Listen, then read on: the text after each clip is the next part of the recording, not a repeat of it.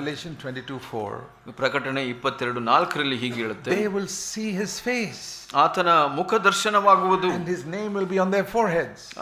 ಅವರ ಹಣೆಗಳ ಮೇಲೆ ಆತನ ಹೆಸರು ಇರುವುದು. We will see Jesus face to face. ಯೇಸುವನ್ನ ಮುಖಾಮುಖಿಯಾಗಿ ನಾವು ನೋಡ್ತೇವೆ. His name will be on my forehead saying I belong to Jesus Christ. ಆತನ ಹೆಸರು ನನ್ನ ಹಣೆಯ ಮೇಲಿರುತ್ತೆ, ನಾನು ಕ್ರಿಸ್ತನಿಗೆ ಸೇರಿದವನು ಅಂತ. Wonderful in all of us. ಎಲ್ಲರಲ್ಲೂ it's going to be wonderful.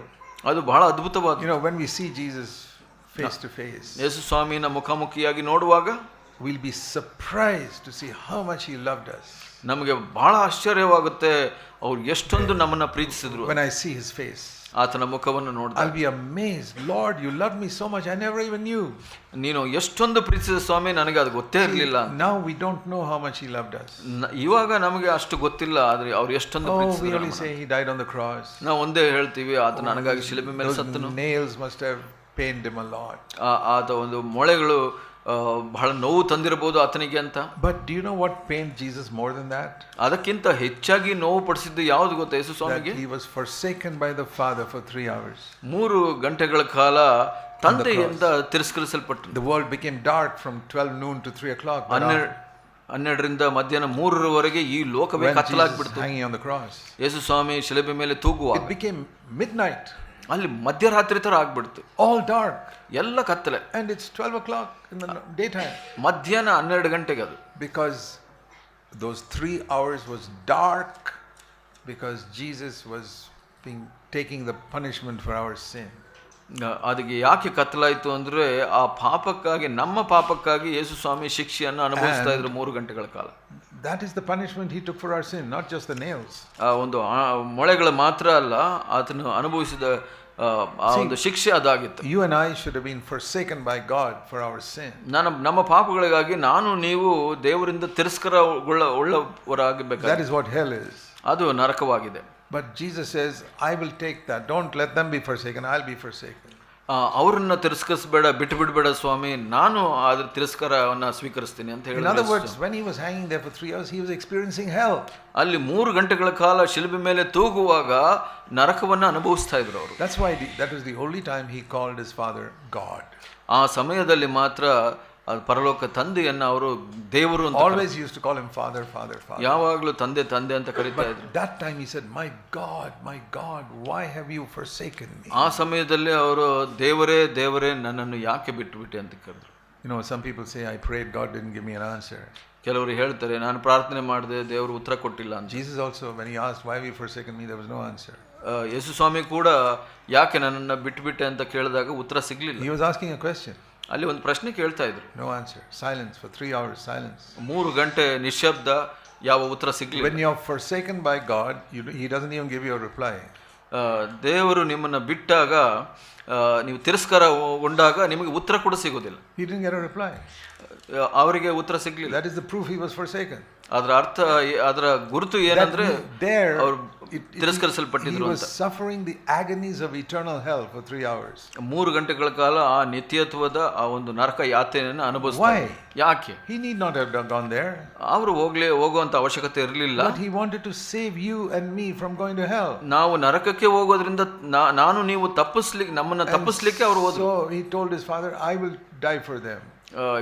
ತಂದೆಗೆ ಹೇಳಿದ್ರು, ಅವರಿಗಾಗಿ ನಾನು ಸಾಯ್ತೀನಿ. somebody has to take the punishment. ಯಾರಾದರೂ ಆ ಶಿಕ್ಷೆಯನ್ನು ಅನುಭವಿಸಬೇಕು. God is a just God and he must punish sin. ಯಾಕೆಂದ್ರೆ ದೇವರು ನ್ಯಾಯಸಮ್ಮತ ದೇವರು, ಅವರು ಆ ಪಾಪವನ್ನ ನ್ಯಾಯ ತೀರ್ಮಾನ ಮಾಡಲೇಬೇಕಾಗಿತ್ತು. every sin is a very serious thing. ಎಲ್ಲ ಪಾಪವು ಗಂಭೀರವಾದದ್ದು. sin is not like your little boy breaking a plate in the house. ಪಾಪ ಅಂದ್ರೆ ಒಂದು ಚಿಕ್ಕ ಮಗು ಒಂದು ತಟ್ಟೆಯನ್ನು ಮುರಿದಾಕದ ಹಾಗೆ. that is nothing you say okay son, it's all right, forget it.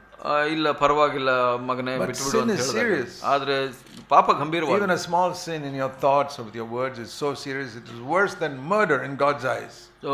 ಇದು ಒಂದು ಚಿಕ್ಕ ಪಾಪ ಆಗಿರ್ಬೋದು ನಿಮ್ಮ ಮನಸ್ಸಿನಲ್ಲಿ ಅಥವಾ ಮಾತಿನಲ್ಲಿ, ಅದು ಬಹಳ ಎಲ್ಲ ಕಾಯಿಲೆಗಿಂತ ಗಂಭೀರವಾದದ್ದು. we don't understand that.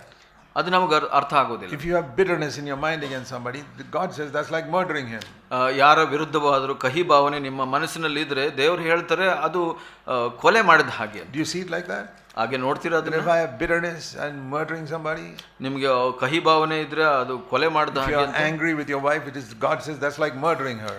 ನಿನ್ನ ಹೆಂಡತಿಯ ವಿರುದ್ಧ ಒಂದು ಕೋಪವಿದ್ರೆ ಅದು ಆಕೆಯನ್ನು ಕೊಲೆ ಮಾಡಿದಂತೆ ಅಂತ. The world says it's only anger, but God says it's murder. ಲೋಕ ಹೇಳುತ್ತೆ ಅದು ಬರೀ ಕೋಪ ಅಂತ, ಆದ್ರೆ ದೇವರು ಹೇಳ್ತಾರೆ ಇದು ಕೊಲೆ ಅಂತ. That's how serious sin is. ಪಾಪ ಅಷ್ಟು ಗಂಭೀರವಾದದ್ದು. And God says, I can't overlook that murder. ಆ ಒಂದು ಕೊಲೆಯನ್ನು ನಾನು ಸುಮ್ಮನೆ ಬಿಟ್ಬಿಡಕ್ಕೆ. To you it may look you just got a little angry. ನೀವು ಅನ್ಕೊಬಹುದು ಬರೀ ಕೋಪ ಮಾಡ್ಕೊಂಡೆ, but I see it as murder. ಆದ್ರೆ ನಾನು ಕೊಲೆಯಾಗಿ ನೋಡ್ತೀನಿ. So it has to be, you have to be punished. ಅದಕ್ಕೆ ಶಿಕ್ಷೆ ಸಿಗಲೇಬೇಕು. You have to go to hell. ನರಕಕ್ಕೆ ಹೋಗಬೇಕು. And Jesus says, no, I'll go. ಆ ಸಮಯದಲ್ಲಿ ಯೇಸು ಸ್ವಾಮಿ ಹೇಳ್ತಾರೆ, ಇಲ್ಲ ನಾನು ಹೋಗ್ತೀನಿ. I'll go to hell, you let him go to heaven. ಆತ ಸ್ವರ್ಗಕ್ಕೆ ಹೋಗ್ಲಿ, ಆದ್ರೆ ನಾನು ನರಕಕ್ಕೆ. I will understand that fully when he comes again. ಆತ ಹಿಂದೆ ಬಂದಾಗ, ತಿರುಗಿ ಬಂದಾಗ ಆ ಸಮಯದಲ್ಲಿ ನನಗೆ ಪೂರ್ಣವಾಗಿ ಅರ್ಥವಾಗುತ್ತೆ. I began to understand a little bit about it about 30-40 years ago. 30-40 ವರ್ಷದ ಮೊದಲು ನನಗೆ ಸ್ವಲ್ಪವಾಗಿ ಇದು ಅರ್ಥ ಆಗ್ಲಿಕ್ಕೆ ಪ್ರಾರಂಭ. I was praying one day. ಒಂದು ದಿವಸ ಪ್ರಾರ್ಥನೆ ಮಾಡಿ, I said, Lord, what did you say? Take this cup away from me in Gethsemane. ಕರ್ತನೇ, ಈ ಒಂದು ಬಟ್ಟಲನ್ನು ನನ್ನಿಂದ ತೆಗೆದು ಬಿಡು ಅಂತ ಪ್ರಾರ್ಥನೆ ಮಾಡ್ದಲ್ಲ, ಏನು ಅದು ಅಂತ. That was this cup of being forsaken. ಆ ಒಂದು ಬಟ್ಟಲು ಅರ್ಥ, ಆ ಬಟ್ಟಲಿನ ಅರ್ಥ ಏನಂದ್ರೆ ತಂದೆಯಿಂದ ಪ್ರತ್ಯೇಕವಾಗುವಂತ. And the father could have said, okay, you don't have to die, you didn't sin, come to heaven. ನೀನು ಪಾಪ ಮಾಡಲಿಲ್ಲ, ನೀನು ಸ್ವರ್ಗಕ್ಕೆ ಬಾ ಅಂತ ಹೇಳ್ಬೋದಾಗಿತ್ತು. But the father says to him, but Zakpunan will go to hell. ಜಾಕ್ಪೂನನ್ನು ನರಕಕ್ಕೆ ಹೋಗ್ತಾರೆ. And Jesus in Gethsemane felt like this. ಯೇಸು ಸ್ವಾಮಿ ಗೆತ್ಸೆಮನೆಯಲ್ಲಿ ಹೀಗೆ ಯೋಚನೆ ಮಾಡ್ತಾರೆ, Zakpunan will go to hell. ಜಾಕ್ಪೂನ ನರಕಕ್ಕೆ ಹೋಗ್ತಾನೆ? No, I don't want him to go to hell. ಇಲ್ಲ, ಆತನು ನರಕಕ್ಕೆ ಹೋಗಬಾರದು. Okay, I will be forsaken. ನಾನು ತಿರಸ್ಕಾರಕ್ಕೆ ಒಳಗಾಗ. When I understood that, ಅದು ನನಗೆ ಅರಿವಾದಾಗ, I saw it was not only the nails or the crown of thorns. ಆ ಒಂದು ಮುಳ್ಳಿನ ಕಿರೀಟವಲ್ಲ, ಮೊಳೆಗಳಲ್ಲ. I saw he was forsaken and experienced hell because he loved me. ಆತನ ತಿರಸ್ಕಾರಕ್ಕೆ ಒಳಗಾಗದನು, ನರಕ ಯಾತನೆಯನ್ನು ಅನುಭವಿಸಿದನು ನನಗಾಗಿ. I remember the first day I understood that, I wept and wept before the Lord. ನಾನು ಮೊದಲನೇ ದಿವಸ ಅದನ್ನ ಅರ್ಥ ಮಾಡ್ಕೊಂಡಾಗ ದೇವರ ಮುಂದೆ ನಾನು ಅತ್ತೇನು. I'll tell you something, when you get little revelation of how much Jesus loves you, you'll really weep. ನಿಮಗೆ ನಿಜವಾಗ್ಲೂ ಯೇಸು ಸ್ವಾಮಿ ಎಷ್ಟು ಪ್ರೀತಿಸಿದ್ದಾರೆ ಅಂತ ಗೊತ್ತಾದಾಗ ನೀವು ನಿಜವಾಗ್ಲೂ ಅಳ್ತೀರಾ. If you have never wept before the Lord thinking of his love, I'd say you're not yet close to God. ನೀವು ಆತನ ಪ್ರೀತಿಯನ್ನು ಕಂಡು ನೀವು ಅತ್ತಿಲ್ಲ ಅಂತ ಅಂದರೆ ನೀವು ಇನ್ನೂ ಆ ಪ್ರೀತಿಯನ್ನು ಅರ್ಥ ಮಾಡ್ಕೊಂಡಿಲ್ಲ ಅಂತ ಅರ್ಥ. You have to be very hard-hearted not to weep when you understand the love of God. ಆತನ ಪ್ರೀತಿಯನ್ನು ಕಂಡುಕೊಂಡು ನೀವು ಅತ್ತಿಲ್ಲ ಅಂದರೆ ನೀವು ಕಠೋರ ಹೃದಯವುಳ್ಳವರು. It's really true. You don't have to produce the tears, it'll come automatically. ನೀವು ಅದನ್ನ ತಾನಾಗೆ ಬರುತ್ತೆ, ಅದನ್ನ ನೀವು ಮಾಡಬೇಕಾಗಿಲ್ಲ. When you see how much he loved you, ನೀವು ಅದನ್ನ ನೋಡಿದಾಗ ಆತನ ಎಷ್ಟೊಂದು ಪ್ರೀತಿಸಿದ ನಿಮ್ಮನ್ನು. He doesn't frighten us, he just shows us how much he loves us. ಅದನ್ನ ನಿಮಗೆ ಭಯಕ್ಕೆ ಒಳಗಾಗೋದಿಲ್ಲ, ನೀವು ನೋಡ್ತೀರಿ ಎಷ್ಟೊಂದು ಪ್ರೀತಿಸಿದ್ರು. God doesn't frighten me at any time. ದೇವರು ನನಗೆ ಯಾವತ್ತೂ ಭಯಪಡಿಸಿಲ್ಲ. But I weep when I think of his love for me. ಆತನ ಪ್ರೀತಿಯನ್ನು ನಾನು ನೋಡಿದಾಗ ನಾನು ಅಳ್ತೀನಿ. When I think how much he has forgiven me. ಎಷ್ಟೊಂದು ನನಗೆ ಕ್ಷಮಿಸಿದ್ದಾನೆ ಅದನ್ನು ನೋಡಿದಾಗ. How he had to hang there only with an underwear. ಆ ಒಂದು ಒಳಗಿನ ವಸ್ತ್ರವನ್ನು ಹಾಕೊಂಡು ಹಾಗೆ ಅಲ್ಲಿ ತೂಗಾಡ್ದಿನ. And everybody laughing at him. ಆತನ ನೋಡಿ ಎಲ್ಲರೂ forsaken by God. ದೇವರಿಂದ ತಿರಸ್ಕಾರಕ್ಕೆ ಒಳಗಾಗಿದ್ದಾನೆ. The devil torturing him in his mind. ಸೈತಾನನು ಆತನ ಮನಸ್ಸಿನಲ್ಲಿ ಕಷ್ಟ ಕೊಡ್ತಾನೆ. All for me. ಅದು ಎಲ್ಲ ನನಗಾಗಿ. Don't say for the world, say for me. ಲೋಕಕ್ಕಾಗಿ ಅಲ್ಲ, ಅದು ನನಗಾಗಿ. Not God loved the world, God loved me. ದೇವರು ಲೋಕವನ್ನು ಪ್ರೀತಿಸಿದ್ರು ಅಲ್ಲ, ದೇವರು ನನ್ನನ್ನು ಪ್ರೀತಿಸಿದ. Then we realize it. ಆವಾಗ ನಮಗೆ ಅದು ಅರ್ಥ ಆಗುತ್ತೆ. And it is only so that we can be with him forever. ಆದರೆ ಯಾಕೆ ಅಂದರೆ ಆತನ ಒಟ್ಟಿಗೆ ನಿತ್ಯತ್ವದಲ್ಲಿ ಇರಬೇಕು ಅಂತ. It says here they will see his face.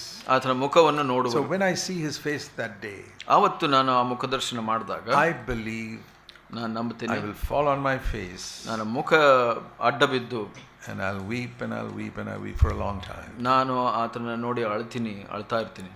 And then it says he will wipe away the tears from my eyes. ಆವಾಗ ನನ್ನ ಕಣ್ಣೀರನ್ನು ಆತನು ಒರೆಸ್ತಾನೆ. And he will embrace me. ನನ್ನನ್ನು ಅಪ್ಕೊಳ್ತಾನೆ. I believe that. ನಾನು ನಂಬ್ತೇನೆ ಅದನ್ನು. I want you to be there too. ನೀವು ಅಲ್ಲಿರಬೇಕು ಅಂತ ನಾನು ಬಯಸ್ತೇನೆ. But we got to love Jesus now for all that he did for us. ಆತನ ಮಾಡಿದ್ದಕ್ಕೆಲ್ಲ ಆತನನ್ನು ಇವತ್ತು ನಾವು ಪ್ರೀತಿಸಬೇಕಾಗಿದೆ. And when we think of how much he was willing to suffer for us, ಆತನು ನಮಗಾಗಿ ಎಷ್ಟು ಕಷ್ಟಪಟ್ಟನು ಅನ್ನೋದು ಯೋಚನೆ ಮಾಡುವಾಗ, why did he suffer? ಯಾಕೆ ಅವನು ಕಷ್ಟಪಟ್ಟನು? Because of my sin. ನನ್ನ ಪಾಪಗಳಿಗಾಗಿ. That's why he called him my God, my God. He didn't call him Father. ಅದಕ್ಕಾಗಿ ಅವನು ತಂದೆಯೇ ತಂದೆಯೇ ನನ್ನ ತಂದೆ ಎಂದು Because ಕರೆದನು. he was not standing before his father then, he was standing before the judge of the universe. ಆತನು ತಂದೆಯ ಮುಂದೆ ನಿಂತುಕೊಂಡಿರಲಿಲ್ಲ, ಅವತ್ತು ಈ ಲೋಕದ ನ್ಯಾಯ ಸ್ಥಾನದ ಮುಂದೆ The ನಿಂತುಕೊಂಡಿದ್ದ. judge of the universe says, you have to be punished for Zakpunan's sin. ಆ ಒಂದು ನ್ಯಾಯ ಏನು ಹೇಳ್ತು ಅಂದರೆ, ಜಾಕ್ಪುನನ ಪಾಪಕ್ಕಾಗಿ ನೀನು ತೀರ್ಮಾನಕ್ಕೆ ಒಳಗಾಗಬೇಕು, ಶಿಕ್ಷೆಗೆ ಒಳಗಾಗಬೇಕು ಅಂತ. So that Zakpunan doesn't go to hell, you got to go to hell. ಜಾಕ್ಪುನನ್ನು ಅವ್ರು ನರಕಕ್ಕೆ ಹೋಗೋದಿಲ್ಲ, ನೀನು ನರಕಕ್ಕೆ ಹೋಗ್ಬೇಕು. So Jesus says, okay. ಯೇಸು ಸ್ವಾಮಿ ಹೇಳಿದ್ರು ಸರಿ ಅಂತ. And in 3 hours, the concentrated punishment of eternity he suffered. ನಿತ್ಯತ್ವದ ಎಲ್ಲ ಒಂದು ಶಿಕ್ಷೆಯು ಅವರ ಮೇಲೆ ಬಂತು. And then he said, it is finished. ನಂತರ ಅವರು ಇದು ಮುಗಿಯಿತು ಅಂತ ಹೇಳಿದ್ರು. The punishment is over. ಆ ಶಿಕ್ಷೆ ಮುಗಿಯಿತು. And then he looked up and he didn't call him God. He said, Father, I commend my spirit to you. ಆವಾಗ ಮೇಲೆ ನೋಡಿ ಆವಾಗ ದೇವರೇ ಅಂತ ಕರೀಲಿಲ್ಲ, ತಂದೆಯೇ ನನ್ನ ಆತ್ಮವನ್ನು ನಿನಗೆ That's how I know this punishment is finished. ಹಾಗೆ ನನಗೆ ಗೊತ್ತಾಗುತ್ತೆ ಆ ಶಿಕ್ಷೆ ಮುಗಿದಿದೆ. The punishment started when he called him my God, my God. ಶಿಕ್ಷೆ ಯಾವಾಗ ಪ್ರಾರಂಭವಾಯಿತು? ನನ್ನ ದೇವರೇ ಅಂತ ಕರೆದಾಗ. 3 hours later when he said, Father, I'm putting my spirit in hand, I know punishment is over. 3 ಗಂಟೆಗಳ ನಂತರ ತಂದೆಯೇ ನನ್ನ ಆತ್ಮವನ್ನು ನಿನಗೆ ಒಪ್ಪಿಸ್ತೇನೆ ಅನ್ನುವಾಗ ಅದು ಶಿಕ್ಷೆ That's ಮುಗಿಯಿತು. how I know I won't get any punishment. ಹಾಗೆ ಅದರಿಂದ ನನಗೆ ಗೊತ್ತಾಗುತ್ತೆ ನನಗೆ ಶಿಕ್ಷೆ ಸಿಗೋದಿಲ್ಲ ಅಂತ. If you have a debt of 100 crores of rupees, 100 ಕೋಟಿ ರೂಪಾಯಿ ನಿಮಗೆ ಒಂದು ಸಾಲ ಇರುತ್ತೆ and ಅನ್ಕೊಳ್ಳೋಣ. somebody who loves you goes and pays your bill and gives you the receipt.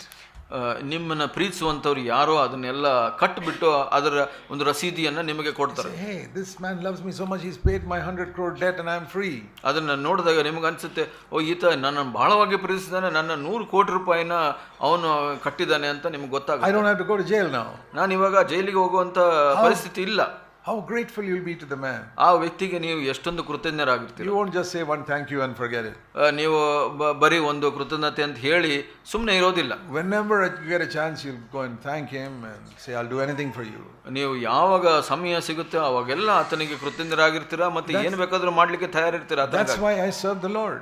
ಅದಕ್ಕಾಗಿ ನಾನು ಕರ್ತನ ಸೇವೆ That's why ಮಾಡ್ತೀನಿ. I've served the Lord for 60 years now. 60 ವರ್ಷಗಳ ಕಾಲ ಕರ್ತನ ಸೇವೆ ಅದಕ್ಕಾಗಿ That's why I ಮಾಡ್ತೀನಿ. said I'll never live for myself. ನನಗಾಗಿ ನಾನು ಯಾವತ್ತು ಜೀವಿಸೋದಿಲ್ಲ ಅಂತ ಹೇಳ್ತೀನಿ. I'll live for one who died for me. ನನಗಾಗಿ ಸತ್ತು ಎದ್ದ ಬಂದಾತನಿಗಾಗಿ ಜೀವಿಸ್ತೀನಿ. That's the only reason why I say, Lord, please give me some more years of health so that I can serve you some more. ಅದಕ್ಕಾಗಿ ನಾನು ಇನ್ನೂ ಕೆಲವು ವರ್ಷಗಳು ನನಗೆ ಆರೋಗ್ಯ ಕೊಡು ಸ್ವಾಮಿ, ಇನ್ನೂ ಹೆಚ್ಚಾಗಿ ನಿನ್ನ ಸೇವೆ ಮಾಡ್ತೀನಿ ಅಂತ ಹೇಳ್ತೀನಿ. Because I owe you so much for what you have paid for me. ನಾನು ನೀನು ಕೊಟ್ಟಂತದಕ್ಕೆ ಎಷ್ಟೊಂದು ನಾನು ಸಾಲಗಾರನಾಗಿದ್ದೇನೆ ಅಂತ ಹೇಳ್ತೀನಿ. So when you feel like that, ನೀವು ಆ ಥರ ಅನ್ಕೊಂಡಾಗ, realize how much he loved you, ನೀವು ಎಷ್ಟೊಂದು ಪ್ರೀತಿಸಿದ್ದಾನೆ ಅಂತ you ತಿಳ್ಕೊಂಡಾಗ, will never ever feel I have done enough. ನೀವು ಯಾವತ್ತು ನಾನು ಹೆಚ್ಚು ಮಾಡಿದ್ದೀನಿ ಅಂತ ಅಂದ್ಕೊಳ್ಳೋದೇ ಇಲ್ಲ. I don't feel like that. ನಾನು ಯಾವತ್ತೂ ಆಗ People ಅನ್ಕೊಳ್ಳೋದು. say, oh brother Zach, you served the Lord for so long. ನೀವು ಹೇಳ್ಬೋದು, ಸಹೋದರ ಜಾಕ್ ಬಹಳ ವರ್ಷ ಸೇವೆಗಳು ಮಾಡಿದ್ದೀರಿ. You count in terms of years. ನೀವು ವರ್ಷಗಳನ್ನ ಲೆಕ್ಕ ಮಾಡ್ತೀರಾ. I count in terms of the love Jesus had for me. ಕ್ರಿಸ್ತನ ಪ್ರೀತಿ ನನ್ನ ಮೇಲೆ ಇತ್ತು ಎಷ್ಟಿದೆಯೋ ಅದನ್ನ ತೂಕ It's like an ಮಾಡ್ತೀನಿ. ocean. ಅದು ಒಂದು ಸಮುದ್ರದಂತೆ. And what I've given back is 1 or 2 drops. ನಾನು ಕೊಟ್ಟಿರೋದು 1-2 ತೊಟ್ಟು ಮಾತ್ರ. I say, Lord, I'm willing to suffer anything for your name's sake. ನಿನ್ನ ಹೆಸರಿಗಾಗಿ ನಾನು ಏನಾದರೂ ಅನುಭವಿಸಕ್ಕೆ ತಯಾರಿದ್ದೀನಿ. I never want to let you down by anything I do. ನಾನು ಏನೇ ಮಾಡೋದ್ರ ಮುಖಾಂತರ ನಿನಗೆ ಅವಮಾನವನ್ನು ಮಾಡೋದಿಲ್ಲ. I don't want the devil to come and get any place in my heart. My heart is completely for you. ನನ್ನ ಹೃದಯ ಪೂರ್ಣವಾಗಿ ನಿನ್ನದು. ಸೈತಾನನ ಯಾವುದೇ ರೀತಿಯಲ್ಲಿ ನನ್ನಲ್ಲಿ ಬಂದರೂ ಅವಕಾಶ ಕೊಡೋದಿಲ್ಲ. How do you show your love for Jesus? ಯೇಸು ಸ್ವಾಮಿಗೆ ಹೇಗೆ ನಿಮ್ಮ Is it ಪ್ರೀತಿಯನ್ನು just by saying, oh Lord, I love you, I love you, I love you? ನಾನು ಪ್ರೀತಿಸ್ತೀನಿ ಅಂತ ಹೇಳುವ ಮುಖಾಂತರನ? That's easy. ಅದು ಬಹಳ ಸುಲಭ. It is by making sure that no hatred comes into your heart. ನಿಮ್ಮ ಹೃದಯದಲ್ಲಿ ಯಾವ ಒಂದು ದ್ವೇಷ ಬರದೇ ಇರೋ ಹಾಗೆ ಕಾಪಾಡಿಕೊಳ್ಳುವಂಥದ್ದು. That's why Jesus said, love your enemies. ಅದಕ್ಕಾಗಿ ಯೇಸು ಸ್ವಾಮಿ ಹೇಳಿದ್ರು, ನಿಮ್ಮ ಶತ್ರುಗಳನ್ನ ಪ್ರೀತಿಸಿ ಅಂತ. We have many enemies when we are Christians. ನಾವು ಕ್ರೈಸ್ತರಾಗಿದ್ದಾಗ ಬಹಳಷ್ಟು ಶತ್ರುಗಳಿರ್ಬೋದು. Not only non-Christians, even some Christians are our enemies.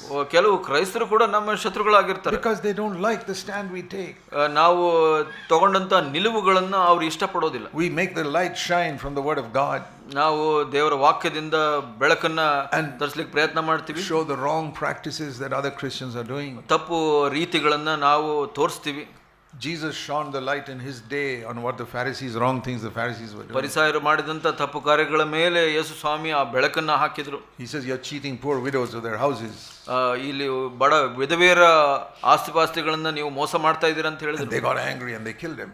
ಆತನ ಮೇಲೆ ಕೋಪ ಬಂದು ಆತನ ಸಾಯಿಸಿಬಿಟ್ರು. We also shine the light of God's word on all the wrong things going on in many churches. ದೇವರ ವಾಕ್ಯದಿಂದ ಎಲ್ಲ ತಪ್ಪು ರೀತಿ ನಡವಳಿಕೆಗಳನ್ನು ನಾವು ತೋರಿಸ್ತೀವಿ, ಅದರ ಮೇಲೆ ಬೆಳಕು ಹಾಕ್ತೀವಿ. And I know that many people hate me. They wish Zach Punan would die. ಬಹಳಷ್ಟು ಜನ ನನ್ನ ದ್ವೇಷ ಮಾಡ್ತಾರೆ, ಎಷ್ಟೋ ಜನ ಅನ್ಕೊಂತಾರೆ ಇದು ಸತ್ರೆ ಒಳ್ಳೇದು ಅಂತ. But I'm not going to die. ನಾನು ಸಾಯೋದಿಲ್ಲ. There was a servant of God who said, ಒಬ್ಬ ದೇವ ಸೇವಕರು ಹೀಗೆ ಹೇಳಿದ್ರು. I think it was John Wesley. John Wesley ಅಂತ ಅನ್ಕೊಂತೀನಿ.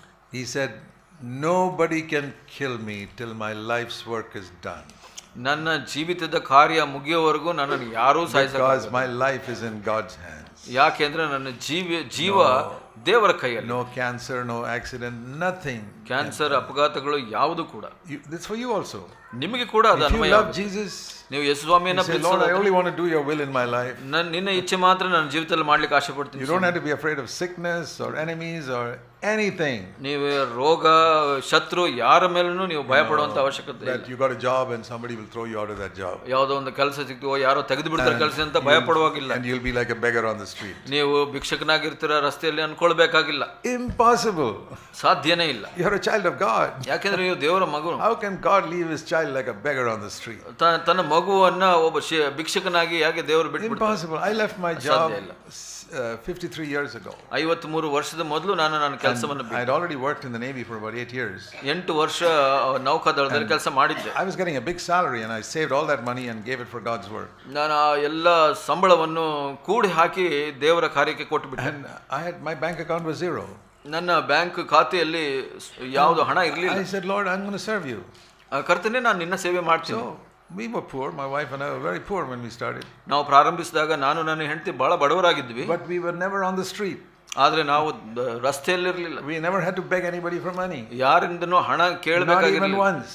ಒಂದು ಸಲ ಕೂಡ. We never took money from people and we never wrote people to asking for money. ಯಾರಿಂದನೂ ಹಣ ತೆಗೆದುಕೊಳ್ಳಿಲ್ಲ, ಯಾರಿಗೂ ಹಣ ಕೊಡಿ ಅಂತ ಪತ್ರ ಕೂಡ ಕಳಿಸಿಲ್ಲ. God is a loving father. ದೇವರು ಪ್ರೀತಿಯ ತಂದೆ. He is your father also. ನಿಮ್ಮ ತಂದೆ ಕೂಡ. Be faithful. ನೀವು ನಂಬಿಗಸ್ತರಾಗಿರಿ. Till Christ comes. ಕ್ರಿಸ್ತನು ಬರೋವರೆಗೆ. When he comes, you'll have great joy when you meet him. ಆತನು ಬಂದಾಗ ಆತನು ಬಹಳ ಸಂತೋಷದಿಂದ ನೀವು ಆತನ ಸಂಧಿಸ್ತೀರ.